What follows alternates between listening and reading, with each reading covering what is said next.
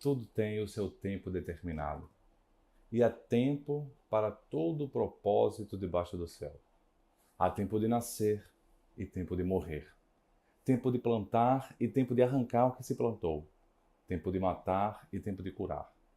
Tempo de derrubar e tempo de edificar.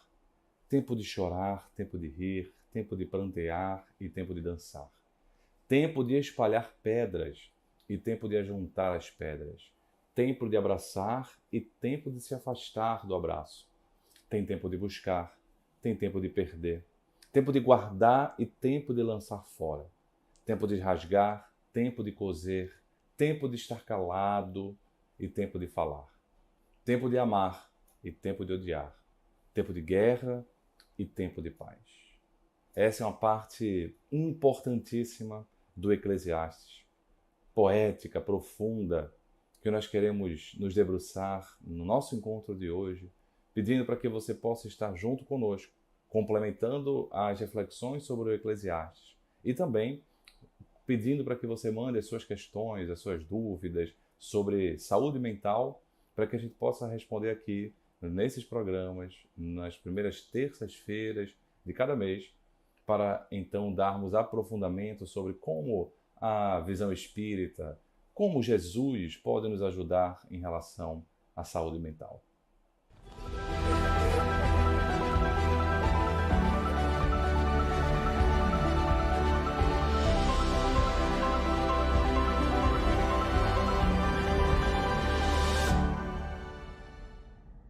Quando abrimos o livro Eclesiastes e encontramos as várias constatações sobre o sofrimento, a gente logo fica pensando como é que isso pode estar dentro de um livro religioso. Mas eu queria lhe dizer que a religião ela é justamente buscada não quando as coisas estão bem. Dificilmente a gente busca uma visão religiosa, uma visão espiritual. Dificilmente a gente busca Deus quando tudo está bem. É assim como nós, filhos, quando buscamos nossos pais. Às vezes nós buscamos o nosso pai, a nossa mãe, para comemorar os momentos festivos, uma formatura, um aniversário, um parabéns que ganhamos, uma aprovação, uma celebração. Procuramos nossos pais, nossas famílias. Geralmente procuramos para agradecer. Isso se somos um pouco gratos. Se a gente não é um pouco grato, mas está todo mundo fazendo, a gente ficaria feio na fita se não fizéssemos um agradecimento. Ainda bem que às vezes uma questão social nos leva a um amadurecimento espiritual.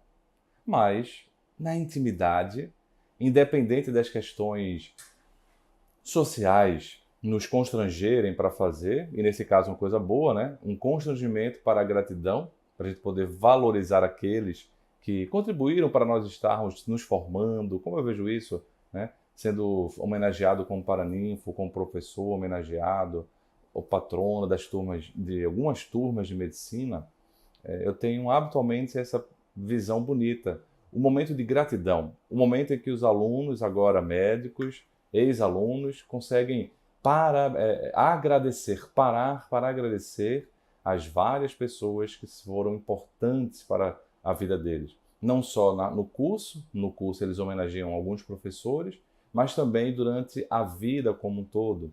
E os pais, ou aquelas figuras parentais. E é um momento que é um ritual. Então, eu estou brincando assim, mesmo que a pessoa não sinta, sei lá, seja um ingrato humor, mas ali é um ritual. Eu sinto que não. Eu sinto que há uma gratidão legítima, uma gratidão que brota mesmo daquele momento poético. Mas habitualmente na intimidade a gente busca os nossos pais, busca uma mãe, o pai, quando nós estamos sofrendo, quando nós estamos em sofrimento. Então é interessante a gente ver, né, essa perspectiva, como é que pode ter ali um pessimismo num livro divino, digamos assim, como a Bíblia. Mas é justamente por isso, porque é nesse momento de sofrimento em que a gente não consegue pensar em alguma perspectiva de colo, de ombro, que nós nos lembramos da figura parental. Aí pode ser biologicamente falando, ou pode ser aquela pessoa que é referência, mas que desempenha para nós uma paternidade ou uma maternidade. porque às vezes o pai e a mãe biológicos, eles têm uma imaturidade e a gente busca, mas a gente busca uma referência. Então, Deus, para quem é uma pessoa espiritualizada, espiritualista, é uma referência. Portanto, é natural que haja um sofrimento dentro de uma casa espírita, dentro das religiões, e vou lhe dizer, são sofrimentos muito atrozes, porque muitas vezes as outras estratégias não conseguiram dar tanto respaldo para calar essa dor, ou pelo menos para diminuir a dor. Às vezes a gente não cala a dor, mas faz ela diminuir, e só uma visão de Deus. Então, nesse sentido, o Eclesiastes traz sim um pessimismo, que não é paradoxal, um pessimismo dentro de uma esfera religiosa. Não é paradoxal, na verdade é muito natural, né? Porque a gente está buscando justamente por isso, como se fala no popular. Ou vai pelo amor ou vai pela dor, mas pelo amor é muito difícil, né? Realmente a gente vai geralmente pela dor.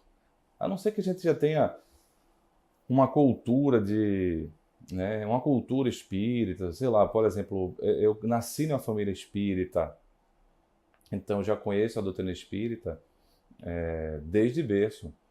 E aí você pode pensar, então você foi pelo amor. Não, eu fui pelo hábito, pela cultura. Mas você pediu. Aí sim, eu concordo. Mas se eu pedi, certamente foi porque eu queria algo de remédio, né? Para remediar as minhas angústias desde cedo, eu enquanto espírito. Então, de fato, a dor é que nos mobiliza em geral. Então, não é tão contraditório esse pessimismo, essa dor, esse sofrimento que a gente encontra no Eclesiastes. Mas o que eu acho interessante é que essa constatação do sofrimento, esse tédio que eu falei no outro encontro, na outra palestra, que a gente percebe no Eclesiastes, o cansaço que esse orador ele demonstra pensando sobre o sofrimento da vida como um todo, do tipo, não tem muito o que fazer, porque o bom e o mal vai morrer do mesmo jeito, viemos do pó e vamos voltar para o pó, não traz como solução o suicídio. Porque é um desdobramento muito natural de se pensar, é tudo tão ruim, é tudo tão sofrido, é tudo tão doloroso, que não vale a pena viver. Não. Ele, inclusive, termina o livro dessa seguinte forma. Teme a Deus e observa seus mandamentos, porque aí está o homem todo. Ou seja, nós não somos nada sem Deus. Aí está o homem todo. A vida não é nada sem a ideia da divindade. A vida é muito pouco sem a presença da divindade. E depois dessa perspectiva toda que não chega numa conclusão, digamos, do porquê do sofrimento, mas nos leva a uma postura terapêutica. Então eu acho o Eclesiastes muito terapêutico do ponto de vista psicológico, psiquiátrico. E uma terapêutica que não leva a uma ideia de um suicídio, e sim a uma ideia de permanecer na vida, a uma ideia de buscarmos a divindade como forma de aguentarmos também. É preciso aguentar. E vem essa outra postura que o Eclesiastes me parece ensinar, que é a postura de aceitação. Aceitar tem a ver com aguentar também, tem a ver com resistir também.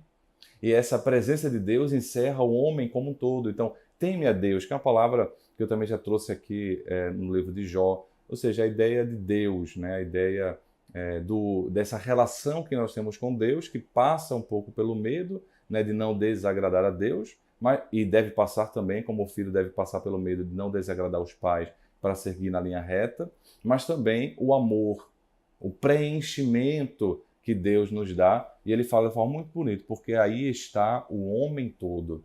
Beleza, né? Aí está o homem todo. Nós não somos nada sem Deus. Por isso, o suicídio não é uma opção, não é uma solução, não é colocado o suicídio como uma opção no Eclesiastes, tá? E a gente pode entender outra argumentação que ele traz. No capítulo 9, ele diz assim: este é o mal que existe em tudo o que se faz debaixo do sol. O mesmo destino cabe a todos. Ainda há, porém, uma esperança para aquele que está vivo, né? A todos os vivos. E um cão vivo vale mais do que um leão morto. Muito bonita essa frase, né? Um cão vivo, ou seja, um ser menos potente de ferocidade, assim, né? Menor, inclusive, é mais valioso do que um leão morto. Por quê? Porque os vivos sabem ao menos que morrerão, e os mortos nem disso sabem, não sabem de nada. Então, o que é que o Eclesiastes faz? Naquele primeiro momento, ele exalta a sabedoria, mas ao mesmo tempo, a busca pela sabedoria, mas ao mesmo tempo nos coloca que nós temos limitações sobre o que nós podemos saber. Então nos fala do excesso de vaidade que também é nós pensarmos que vamos saber de tudo.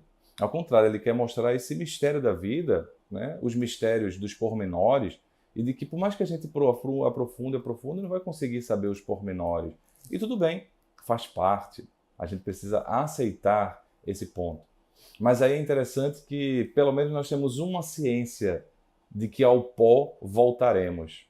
E os mortos nem essa ciência têm. Então, como a busca pela sabedoria é pelo menos algo que nos gratifica, nos dá alegria, nos enche, né? Já que Deus é essa sapiência maior, já que os desígnios estão em Deus, então a maior propriedade que nós podemos nos encher na vida é ter um pouco de sabedoria, né? Porque nos aproximamos um pouco da divindade.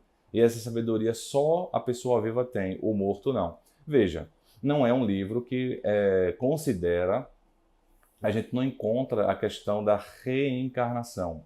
Então, numa visão espiritista, a gente teria uma outra perspectiva, né?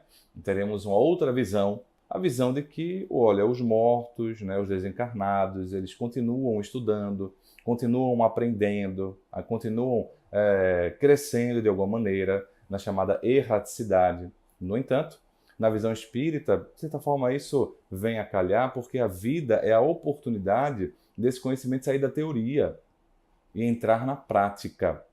Porque a teoria é importante, mas é a prática que faz com que a gente se torne um pouco mais sábio. Porque conhecimento é teórico, sabedoria é prática.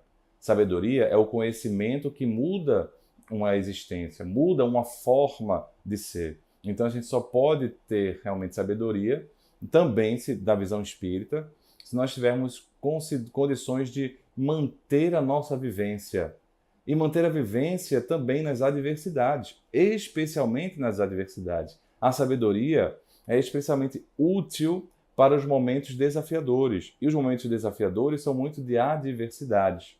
Eu diria também que os momentos momentosos. Saber lidar com a alegria é também muito desafiador. Saber lidar com as facilidades é também muito desafiador. Saber lidar com as oportunidades, as portas abertas, a porta larga é muito desafiador também. Mas aí é debate por outro ponto. Mas eu queria trazer essa questão e sugiro, por exemplo, o livro O Evangelho segundo o Espiritismo, quando nós temos ali a mensagem da rainha, que vai dizer que a última encarnação dela, do ponto de vista expiatório, né, provacional, em que ela daria um salto de qualidade, ela pediu para ser justamente uma reencarnação como rainha, porque ela sabia que teria muitas aberturas, né, como princesa, rainha, e essa abertura ela não saberia se teria condições de usar. Então, às vezes, a gente não faz porque não pode. Se a gente pudesse, a gente faria pior. Porque a gente não sabe lidar muito bem com o poder. Então, há também um grande desafio em lidar com o poder. Então, de qualquer forma, a reencarnação, né, é uma forma de a gente colocar em prática esse conhecimento adquirido. E colocar em prática nos momentos desafiadores. E esse desafiador é a adversidade, portanto, as expiações, as dores, o sofrimento, que a gente tem enaltecido falando muito, mas também há esse outro momento que a vida nos apresenta, as portas que se abrem E aí eu estou trazendo essa mensagem da princesa, da rainha. As portas abertas também são muito difíceis. O poder também é muito difícil. E tão difícil que às vezes faz com que a gente fique extremamente envaidecido. E esse extremamente envaidecido faz com que a gente se perca. Então o Eclesiastes não vai trazer o suicídio como solução. E eu acho importante, porque tem crescido, e eu me preocupo bastante, porque tem crescido uma ideia do suicídio assistido, né? Que é uma ideia de uma forma de eutanásia, né? Uma forma de eutanásia. E eu acho muito interessante e preocupante quando eu dava aula e dou aula, mas eu comecei a dar aulas para o curso médico em 2014, na Universidade Federal de Pernambuco. E acho interessante que naquele momento, quando eu falava sobre depressão, sobre suicídio, óbvio que sempre o suicídio nos leva a pensar sobre a vida, né? A filosofia já nos colocou que o suicídio é o único e grande problema filosófico. E o Eclesiastes está também trabalhando sobre isso aqui, né? O sofrimento é para suicidar? Não. Beleza, mas os alunos, como médicos que seriam, e são, né? Ou seja, o serão, eles ficavam preocupados muito em como dar assistência àquela pessoa na tentativa de suicídio. E é interessante que hoje, né, cada vez mais, quando eu vou falando em relação ao suicídio, a abordar, a tentar ajudar, a pergunta não é mais, e aí perde um tempo danado da aula. A pergunta é por que não? Por que nós, não médicos, darmos essa assistência? E aí eu vou argumentando, e obviamente eu estou como professor trazendo os argumentos materialistas da medicina, né? E aí eu lembro de uma especificamente, mas professor, veja, o senhor, né, como uma pessoa que entende o ser humano, vai entender que às vezes não há o que fazer, etc. E eu falei, pois é, veja, eu aprendi a ser médico para tentar curar pessoas, para tentar salvar vidas. Essa perspectiva de um suicídio assistido não é bem o que eu acredito. E eu só consigo fazer uma coisa que acredito. Então, se fosse para ser isso, a minha função, eu não faria. E a gente tem que aprender a ter limites, né? A gente ensina para você na faculdade que você tem que aprender os seus limites, não é? Pois é. Então, esse é o meu limite, porque eu não sou tão potente assim, né? Tão grandioso assim, tão capaz assim, que até para poder, digamos assim, tentar ajudar a dor, eu vou fazer essa situação achando que vou ajudar. Não.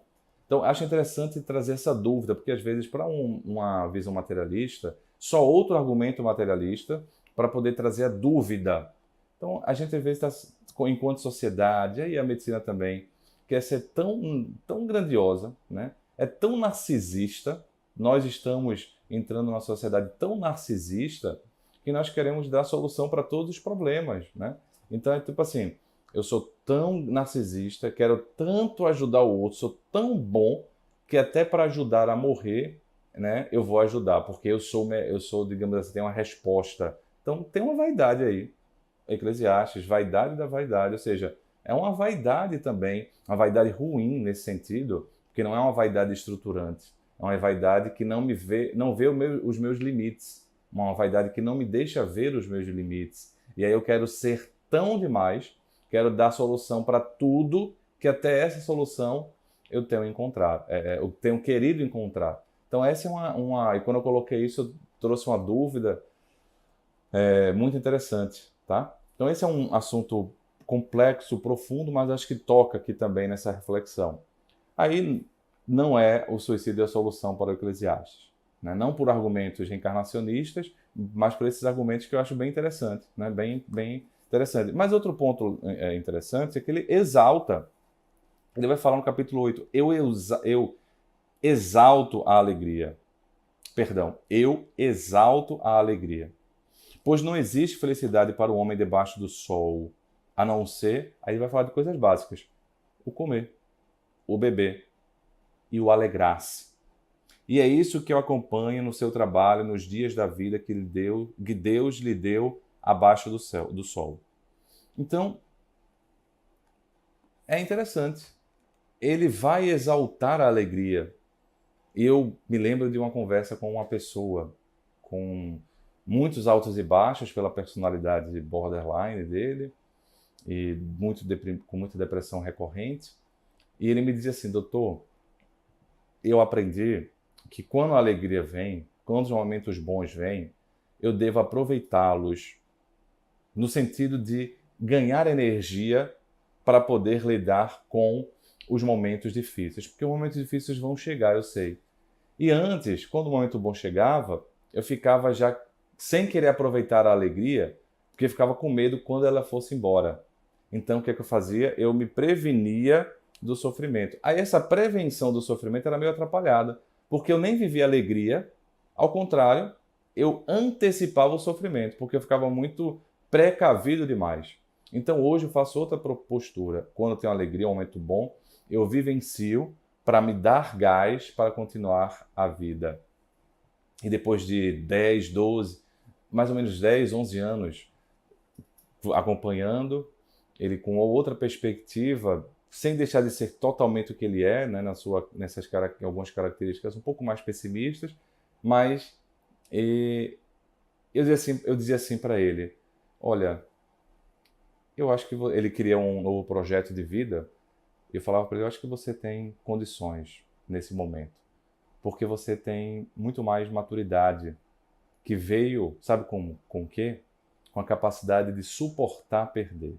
Você suportou perder muita coisa, e essa sua capacidade de suportar perder te trouxe um amadurecimento e tanto. Se você puder, a gente pode terminar hoje a nossa conversa com essa música chamada Suporto Perder, da Flaira Ferro, cantada por ela, pelo Chico César. Nós colocamos então a música e ele que fala dessa felicidade. É chegado o tempo de ampliarmos a ciência do que é ser feliz. E para ampliarmos a ciência do que é ser feliz, é importante aprender, saber perder, né? Suportar perder. Então, essa é uma lição que veio do leito de dor dele, né? Das dores que ele sentiu, de que, olha, quando tiver alegria, não fica com medo dela ir embora de forma pessimista, antecipando um futuro, vivencia. Com isso, eu não estou fazendo um convite para leviandade. Eu não estou fazendo um convite para você, digamos assim, usufruir a todo custo. Não. Porque esse é um convite,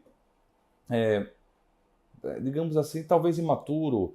Por quê? Porque o convite assim, de aproveitar a vida ao máximo, às vezes é um convite para se endividar, né? Você aproveita a vida ao máximo, divide tudo no cartão, aí você fica com juros, pega empréstimo para poder fazer aquela festa. E aí eu já vi várias situações assim de a pessoa precisar de uma ajuda, de um tratamento psiquiátrico, por causa do gatilho ser a festa de casamento. Veja, gastou tanto detalhe, tanto problema que ela, para poder aproveitar o casamento, teve que se tratar, psiquiatricamente falando, pela ansiedade que foi desencadeada por causa da festa. Então, é esse excesso de consumismo, do aproveitar a vida, que a gente não está falando aqui. É aproveitar essa alegria simples do comer, do deitar, sabe? Essa alegria simples é muito interessante.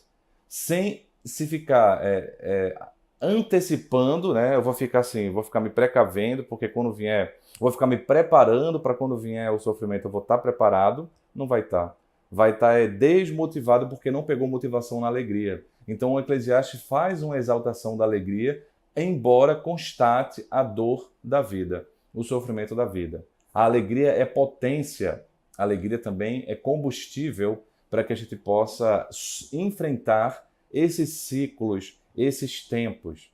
Porque aí vem a outra mensagem que eu queria enaltecer. A paciência. No capítulo 3 ele vai dizer a famosa, essa frase, né, esses versículos que eu comecei o nosso encontro, nossa palestra. Tem tudo tem seu tempo, né? E a paciência tem a ver com isso, né? A paciência tem a ver com saber que tudo tem seu tempo. Ser paciente também é ter ciência de que tudo acontece no seu devido tempo. E ele vai falar de forma muito bonita, eu vou ler aqui para a gente poder ir refletindo. Há um momento para tudo e um tempo para todo o propósito debaixo do sol, do céu. Tempo de nascer e tempo de morrer. Tempo de plantar e tempo de arrancar a planta. Veja que coisa interessante. Tempo de morrer. Na visão espírita, isso é completamente perceptível. Nós somos um ciclo. Nós estamos, nós não somos. Então, esse estar mostra transitoriedade. Essa visão de que tudo tem seu tempo nos leva à paciência a partir da percepção da transitoriedade das coisas, da impermanência das coisas. Nós nascemos, mas vamos morrer. E tudo que a gente cria também vai ter o seu tempo, vai ter o seu ciclo. E assim como a gente planta, e o objetivo da plantação para manter a subsistência da nação é arrancar a planta. Então a gente planta esperando o tempo para poder arrancar a planta para a subsistência. Aí ele vai falar tempo de matar e tempo de curar. Tempo de destruir e tempo de construir. Tempo de matar, tempo de destruir. Pego também a visão espírita, a lei de destruição. A lei de destruição. É uma das leis que eu achei mais difícil de entender. Né? Por quê? Porque a gente tem dificuldade de entender esse conceito. Como assim tempo de destruir, tempo de matar? Porque às vezes a cura, às vezes a construção só é possível a partir da destruição. Às vezes as bases de uma casa estão tão complicadas, e quem é engenheiro sabe disso, o arquiteto sabe disso, que realmente está condenado à destruição para poder construir de novo. Então, a lei de destruição, vai dizer a doutrina espírita, na verdade é uma lei de transformação. A gente pode reaproveitar, mas é uma transformação. Por isso que há momentos na vida que a casa já está ruída, né? Um relacionamento já está acabado. E por isso que a doutrina espírita fala da possibilidade do divórcio. Quando ela fala da possibilidade do divórcio, ela está colocando assim, olha, é possível sim uma destruição, porque numa visão de outras religiões não é possível o divórcio, porque como assim, eu não posso ter nenhum tipo de destruição. O divórcio também vem na doutrina espírita para consolidar aquilo que já está acabado. Não é que nós fazemos um convite leviano ao divórcio, um convite leviano à impaciência dos casais, não é isso. Mas é que, às vezes, a coisa já está tão destruída que o melhor para todas as partes é abrir mão. E aí vem, às vezes, uma destruição, né, da idealização que você fazia, que a pessoa fazia, para uma construção de uma nova etapa. Até mesmo de uma construção de uma nova relação dessa parceria. Não mais como cônjuges, mas como pelo menos indivíduos que podem ajudar a criar seres que estão sobre a responsabilidade deles enquanto filho. Então, às vezes, sim, é preciso ter essa percepção de abrir mão, porque a casa já caiu e você está se apegando a escombros da casa. É preciso levantar, às vezes, uma nova casa. Há tempo de chorar e tempo de rir. Olha aí o enaltecimento também da alegria. Tempo de gemer e tempo de bailar. Tempo de ser leve. Tempo de atrair pedras e tempo de recolher, tempo de atirar as pedras e tempo de recolher as pedras. Tempo de abraçar e tempo de se separar. Tempo de atirar as pedras. Não é que a gente vai ser o venenoso que atira pedra nos outros, não. Mas a gente precisa, em alguns momentos, ser firme para poder, né, manter o nosso ideal. Em outros momentos, a gente tem que se retrair. Às vezes, o mais corajoso a fazer é o silêncio, é a retração. Mas, às vezes, o mais indicado a fazer é a fala, é poder ter uma firmeza. Nesse sentido, há um tempo de abraçar, mas às vezes há também um tempo de parar de abraçar. Há um conceito de perdão, né, que me parece muito equivocado, que é o conceito de que não pode se ter tempo para uma mágoa. Mas veja, o perdão que não tem mágoa não é perdão, porque se não teve mágoa, não tem perdão.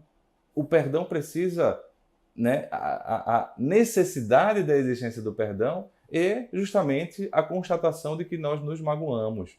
E quando a gente está magoado, a gente não consegue abraçar, porque a pele está magoada, né? Tendo uma fala popular, né? Minha pele está magoada, ela está sensível. E às vezes o melhor fazer é uma distância ecológica para que as pessoas não entrem na destruição. Às vezes a gente quer tapar o sol com a peneira, como diz o ditado popular, tapar o sol com a peneira, mas passa o raio do sol. Ou seja, o problema está ali, a raiva acumulada está ali. E por isso que também vem a situação da destruição. A destruição no sentido de um afastamento. O divórcio, por exemplo, como um afastamento, porque às vezes tem tanta raiva ali que os filhos às vezes pedem: doutor, era melhor que papai e mamãe se separassem, porque é tanta confusão, é tanta briga, que era melhor um ambiente de maior paz, mesmo que fosse assim.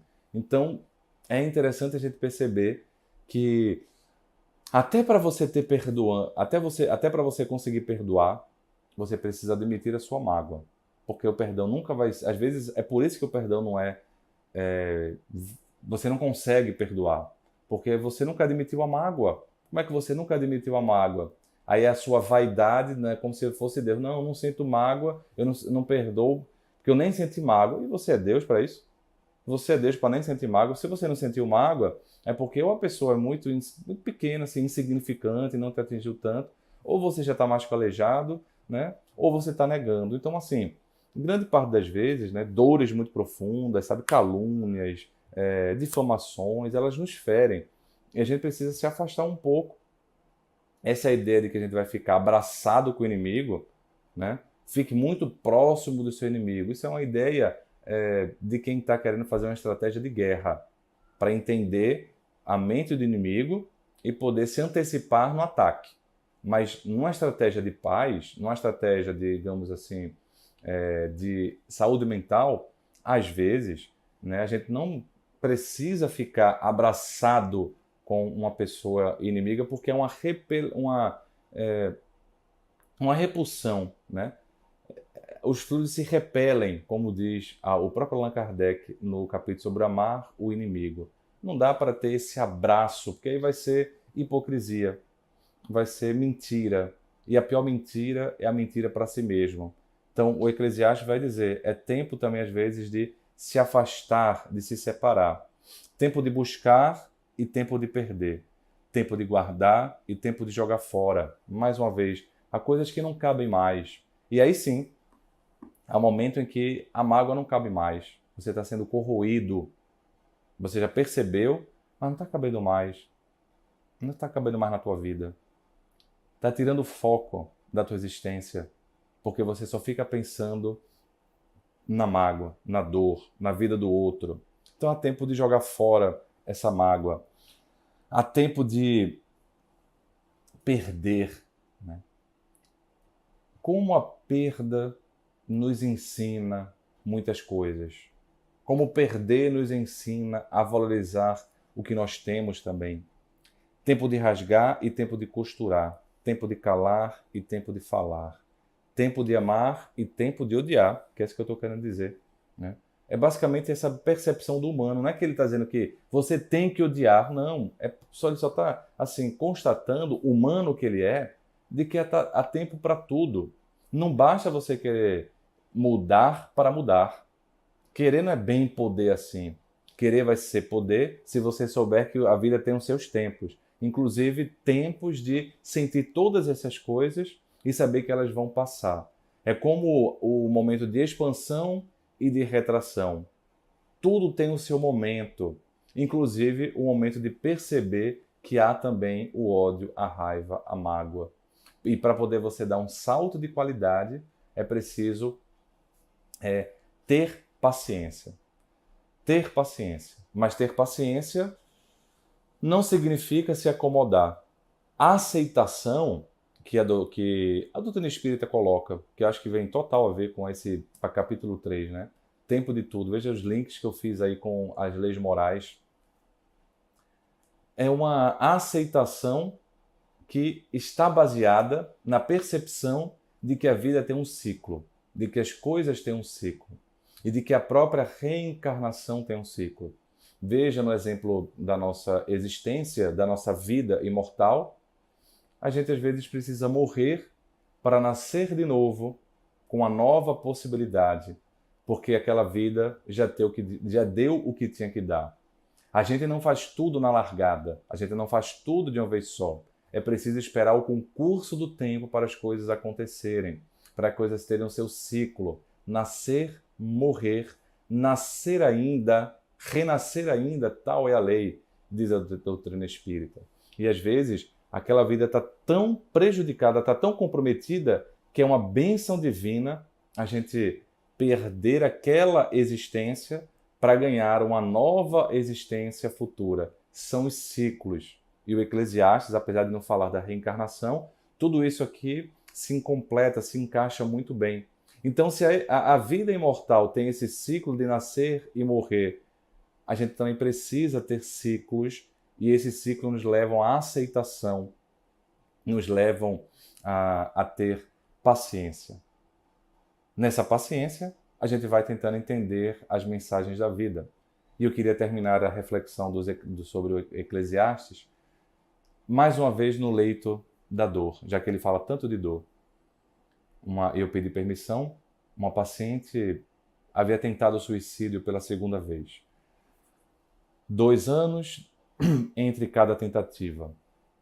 E no leito do hospital, porque ela tentou o suicídio e acabou por causa disso tendo que ficar na UTI, né, para fazer a desintoxicação.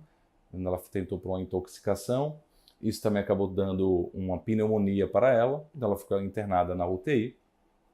E na UTI ela ficou entubada, e depois que saiu do tubo, né, depois que foi estubada, ela refletiu bastante, uma pessoa muito inteligente, e uma pessoa que dizia assim para mim, naquele momento: doutor, eu acho que a vida está esfregando na minha cara algumas mensagens.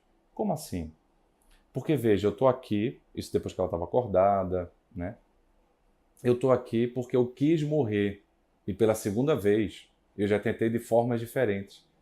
E a senhorinha